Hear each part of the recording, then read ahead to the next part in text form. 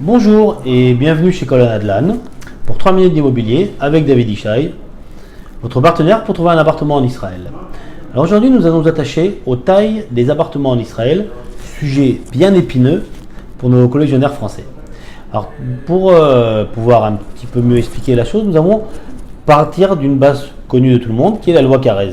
Donc on va prendre par exemple un appartement qui serait noté à la loi Carrez à 90 mètres carrés en France.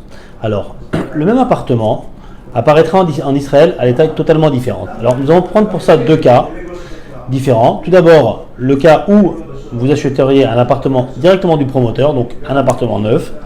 Dans ce cas-là, nous avons le net israélien. Donc, c'est la première taille que le promoteur va vous proposer. C'est en fait une taille avec un terrain, un appartement totalement à plat, c'est-à-dire sans mur, sans aucune séparation. Donc, par notre cas de loi Carrez où l'appartement ferait 90 mètres carrés, le net israélien serait à 100 mètres carrés.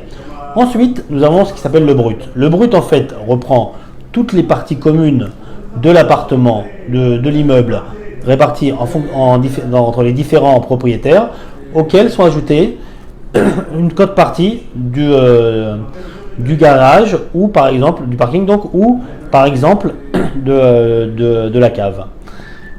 Dans notre cas, donc pour un appartement net de 100 mètres carrés, le brut serait à 115 mètres carrés. Enfin, nous avons une troisième taille qui est pratique pour pouvoir faire des calculs au mètre carré. C'est par exemple la taille pondérée qui est le net plus la moitié du balcon. Si par exemple on avait donc un net de 100 mètres carrés et un balcon de 10 mètres carrés, la taille pondérée serait de 105 mètres carrés. Voilà, donc maintenant si jamais vous achetez un bien de deuxième main, qui est déjà existant. Alors, la taille la plus usitée et la plus importante est ce qu'on appelle la Arnona. En fait, la Arnona est la taxe que tout Israélien propriétaire d'appartement ou même locataire se doit de payer à la mairie. Et cette taxe correspond à une taille d'appartement. Donc, plus l'appartement est grand, plus la taxe, bien évidemment, sera élevée.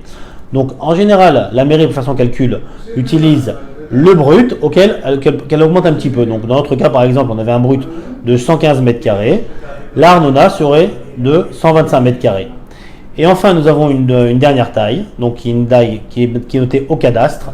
La taille du cadastre en général pour les appartements récents correspond au net que le promoteur vous donnerait. Il y a des cas extrêmes où les promoteurs dans des très vieux appartements pour payer le moins de taxes possible l'ont réduit au maximum. Donc par exemple, on a eu des cas où le tabou, donc le cadastre, était à 80 mètres carrés. Voilà, c'est tout pour aujourd'hui. À bientôt.